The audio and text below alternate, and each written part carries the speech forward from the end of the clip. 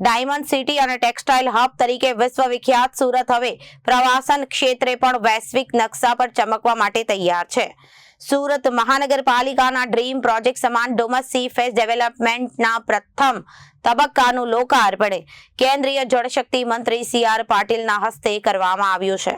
આ સાથે સુરતને ₹920 કરોડથી વધુના વિવિધ વિકાસલક્ષી પ્રકલ્પોની ભેટ મળી છે। શહેરની આધુનિકતા અને સુખાકારીમાં વધારો કરશે। ડુમસનો દરિયા કિનારો સુરતીઓ માટે રવિવારની રજાઓ અને સાંજની સહેલગાહનું મનગમતું સ્થળ રહ્યું છે। હવે તેને વર્લ્ડ ક્લાસ લુક આપવામાં આવ્યો છે। ₹166 કરોડનો ખર્ચે તૈયાર થયેલ ફેઝ 1માં પ્રવાસીઓ માટે આધુનિક વોકવે, બેઠક વ્યવસ્થા, લેન્ડસ્કેપિંગ અને રોશનીનું સુંદર આયોજન કરવામાં આવ્યું છે।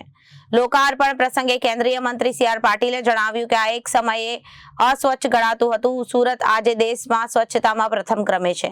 ડુમસ સી ફેસ પ્રોજેક્ટ રાજ્યના પ્રવાસન નકશામાં એક નજરાના સમાન છે।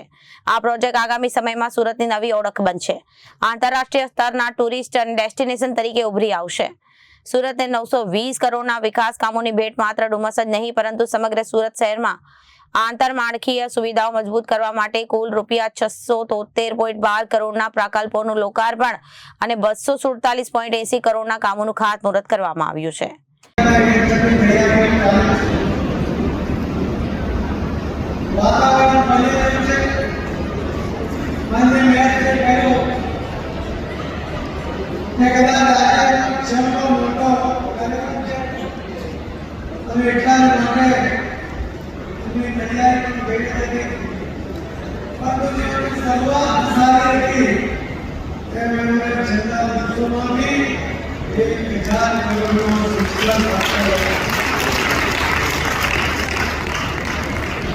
જે વિવિધતા સાથે સુરત શહેરનું ડેવલપમેન્ટ કર્યું છે એની કલ્પના કદાચ બીજું કોઈ શહેર કરી શકશે નહીં અને એની સાથે સરખામણી કરવા માટેનો પ્રયત્ન પણ એ ક્યારે નહીં કરી શકે।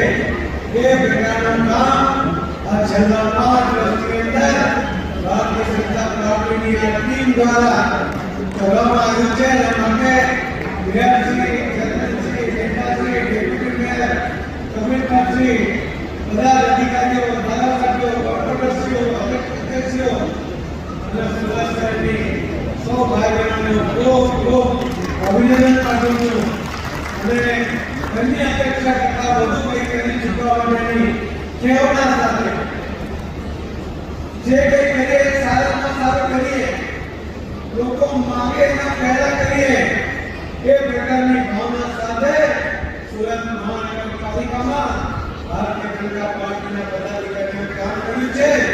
એના માટે પણ હું સૌ પદાધિકારીઓને અભિનંદન આપું છું। મેચનો સમય નજીક આવી રહ્યો છે। આપ સૌ લોકો વિચારતા હશો કે કાર્યક્રમ ક્યારે પૂર્ણ થાય અને જલ્દીથી આપણે સૌ લોકો ટીવી સામે ક્યારે બેસીએ। મેચના પહેલા દરમિયાન તમે સૌ લોકો પોતપોતાના ઘરે પરિવાર જોડે મેચ જોઈ શકો એવી વ્યવસ્થા આપણે લોકોએ કરી છે। હું સર્વપ્રથમ શહેરના સૌ નાગરિકો વતી સુરત મહાનગરપાલિકાની ટીમ સુરતને આ ઐતિહાસિક 5 વર્ષના બદલ હું આપ સૌ લોકોને ખૂબ ખૂબ અભિનંદન આપું છું। આ 5 વર્ષ સુરત માટે અને સુરતના વિકાસ માટે ઐતિહાસિક રહ્યા છે।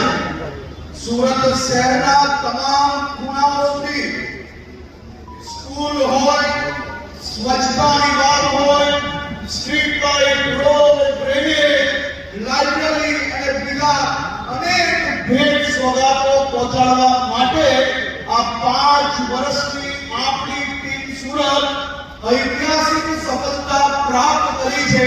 હું મેયરશ્રી, સ્ટેન્ડિંગ કમિટીના ચેરમેનશ્રી, પૂર્વ મેયરશ્રી, પૂર્વ સ્ટેન્ડિંગ કમિટીના ચેરમેનશ્રી અને એમના સૌ સાથીઓને સુરતના બધા જ નાગરિકો વતી દિલ દિલથી આભાર માનું છું. ઉપમુખ્યમંત્રી તરીકે નહીં, પરંતુ આ શહેરના નાગરિક તરીકે દિલ સે આભાર, દિલ સે થેન્ક યુ. અને સાથે સાથે મહાનગરપાલિકાના કમિશનર થી લઈને સ્વચ્છતા દૂતો સુધીના તમામ ટીમ એસએમસીને બી ખૂબ ખૂબ હૃદયપૂર્વક આભાર માનું છું. Bureau report Janadesh news.